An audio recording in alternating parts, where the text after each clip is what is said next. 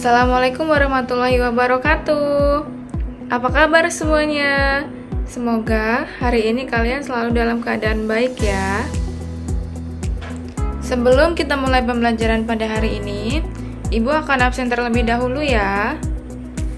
Marilah kita mengawali pembelajaran hari ini dengan sama-sama membaca basmalah. Bismillahirrahmanirrahim. Ibu harap semuanya sudah siap untuk memulai pembelajaran ya. Dan semoga pembelajaran kita pada hari ini dapat memberikan kita ilmu yang bermanfaat. Ilmu yang bisa kita gunakan dalam sehari-hari, ilmu yang bisa menunjang kita untuk lebih baik lagi dalam beribadah.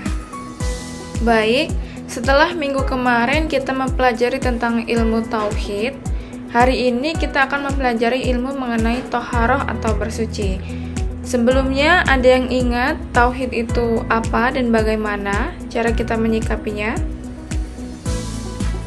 Iya, betul. Jadi, tauhid merupakan suatu ilmu di mana kita meyakini bahwa Allah adalah satu-satunya Tuhan yang Maha Esa. Lalu bagaimana cara kita mengamalkan ilmu tauhid tersebut?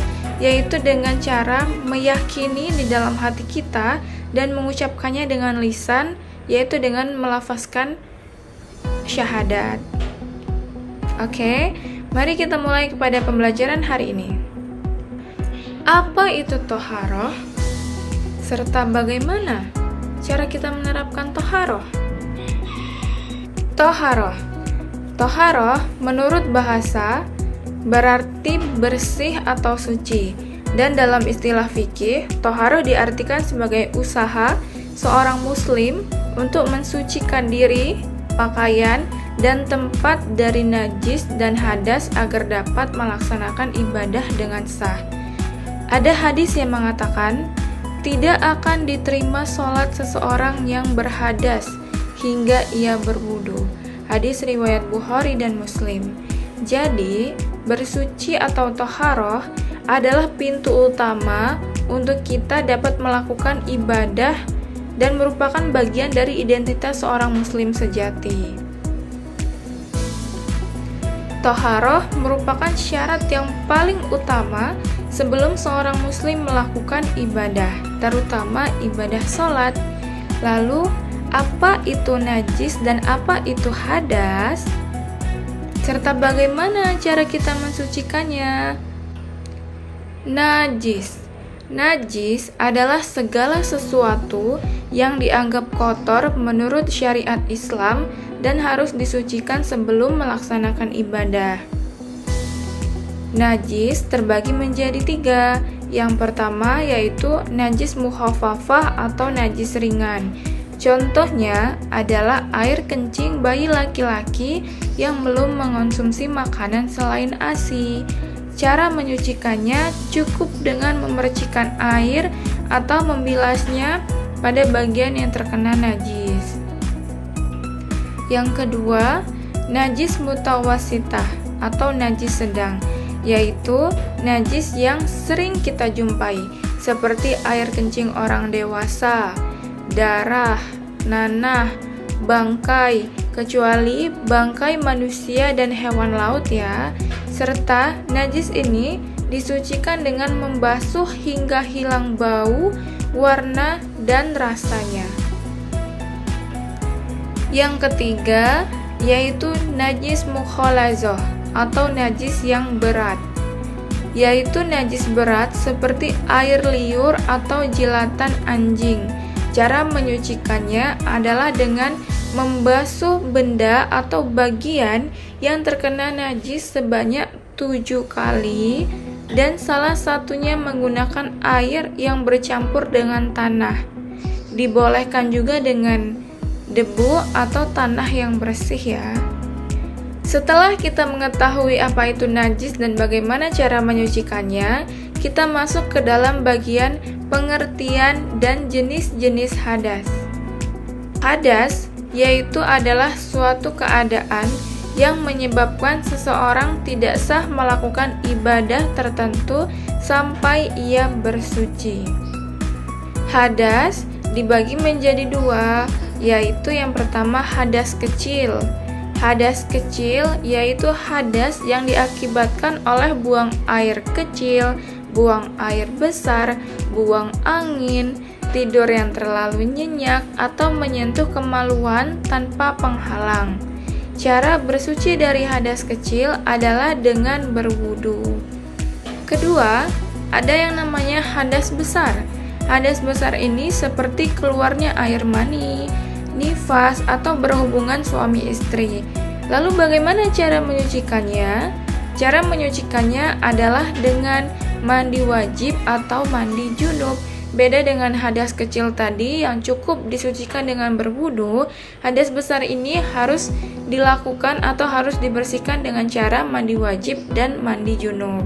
Nah, tadi kan kita sudah mengetahui bahwa hadas itu dibagi menjadi dua. Hadas kecil dilakukan dengan berwudu atau disucikan dengan berwudu, dan hadas besar disucikan dengan mandi wajib atau mandi junub. Perlu kita ketahui bahwa dalam melakukan wudu, ada rukun wudu yang harus kita lakukan agar wudu kita itu sah atau diterima. Yang pertama adalah dengan membaca niat. Yang kedua, membasuh wajah. Yang ketiga, membasuh kedua tangan sampai siku. Yang keempat, mengusap sebagian kepala.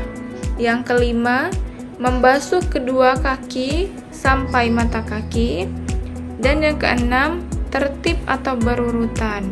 Jadi, rukun wudhu ini ada 6, dan 6 hal ini harus dilakukan secara berurutan. Sedangkan untuk hadas besar, disucikan dengan cara mandi besar atau junub. Dan tata cara mandi besar yang pertama adalah dengan berniat untuk menghilangkan hadas besar tersebut.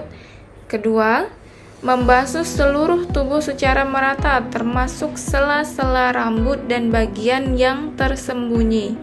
Dan ketiga, dianjurkan memulainya dengan mencuci tangan terlebih dahulu, kemaluan, berwudu terlebih dahulu juga, lalu menyiramkan air ke seluruh tubuh, dimulai dari bagian yang sebelah kanan, baru nanti yang sebelah kiri. Islam selalu memberikan kemudahan untuk umatnya. Maka dalam konteks ini juga terdapat suatu kemudahan jika kita ingin bersuci namun tidak adanya air, maka kita boleh melakukan atau bersuci dengan menggunakan atau bersuci tanpa air. Dengan catatan tidak adanya air setelah kita mencari, atau kita tidak boleh menggunakan air karena alasan syar'i atau sedang sakit. Nah, tata cara tayamum ini adalah dengan menggunakan debu. Yang pertama, berniat tayamum untuk menghilangkan hadas. Yang kedua, menepukkan kedua tangan ke debu bersih. Lalu yang ketiga, mengusap wajah dengan kedua tangan. Dan yang keempat, menepukkan kembali dan mengusap kedua tangan sampai pergelangan tangan. Tadi kita sudah memahami bagaimana tata cara bersuci, apa saja yang termasuk hadas, apa saja yang termasuk najis, serta kita juga telah mempelajari bahwa bersuci itu dapat dilakukan dengan tanpa air, yaitu dengan melakukan tayamum. Maka dapat kita simpulkan bahwa alat yang digunakan untuk bersuci itu ada dua. Yang pertama, air yang menyucikan atau air yang dia itu bersih, tidak tercemar hadas ataupun tidak tercemar hal-hal kotor lainnya. Dan yang kedua, tanah atau debu yang suci. Tanah atau debu yang memang dia suci karena kandungannya tidak tercemar oleh kandungan-kandungan yang lain. Setelah kita menyimak atau setelah kalian mendengarkan penjelasan dari ibu akan memberikan kalian suatu kuis mengenai pembelajaran kita pada hari ini. Namun sebelum itu, silahkan membentuk kelompok yang terdiri dari 3 orang dalam setiap kelompoknya. Cobalah jawab soal berikut dengan baik dan benar, dan diskusikan jawaban kalian dengan teman kelompok kalian.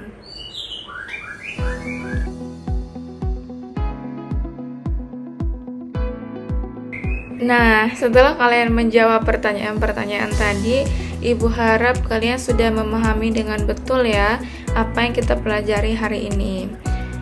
Karena kita telah sampai hampir di akhir jam pelajaran, maka Ibu akan memberikan tugas untuk kalian dapat menyimpulkan apa saja yang telah kita pelajari hari ini dan bagaimana kalian memahami hal tersebut. Buatlah kesimpulan pembelajaran hari ini dalam bentuk mind mapping bersama dengan teman kelompok kalian.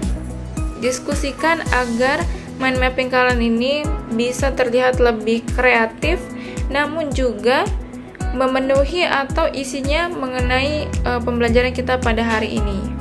Karena kita telah sampai kepada bagian akhir atau ujung pembelajaran kita, maka Ibu akan menyimpulkan sedikit materi atau pembelajaran yang kita pelajari pada hari ini. Intinya adalah toharoh. Toharoh atau bersuci merupakan suatu kewajiban yang harus dilakukan oleh seorang muslim. Toharoh ini merupakan hal yang harus kita jalankan agar ibadah kita sah dan dapat diterima oleh Allah Subhanahu wa taala. Adapun selain itu, toharoh mengajarkan kita untuk selalu menjaga kebersihan diri, kebersihan pakaian, kebersihan tempat, dan lain-lainnya. Karena suatu kebersihan kan merupakan sebuah bagian dari iman kita. Jadi ketika kita dalam keadaan bersih, kita dapat melakukan ibadah dengan tenang, kita dapat melakukan ibadah dengan khusyuk, dan semuanya dapat insya Allah dapat diterima oleh Allah Subhanahu wa taala. Terima kasih kepada anak-anak sekalian yang telah menyimak pembelajaran hari ini dengan baik. Semoga ilmu yang kita pelajari hari ini dapat membuat kita menjadi orang yang lebih baik lagi, membuat kita menjadi seorang muslim dan muslimah yang lebih taat lagi dalam beribadah dan lebih paham lagi pada agama kita. Ingat untuk selalu menjaga kebersihan dan semangat dalam menuntut ilmu, karena sesungguhnya muslim yang baik adalah seorang muslim yang selalu belajar dan selalu ingin tahu tentang bagaimana caranya kita menjadi seorang muslim yang baik, bagaimana caranya kita menjadi seorang hamba yang baik. Karena kita telah mengawali pembelajaran hari ini dengan membaca basmalah, maka kita akhiri pembelajaran pada hari ini dengan membaca hamdalah. Alhamdulillahirabbil alamin. Sekian pembelajaran dari Ibu tutup. Wassalamualaikum warahmatullahi wabarakatuh.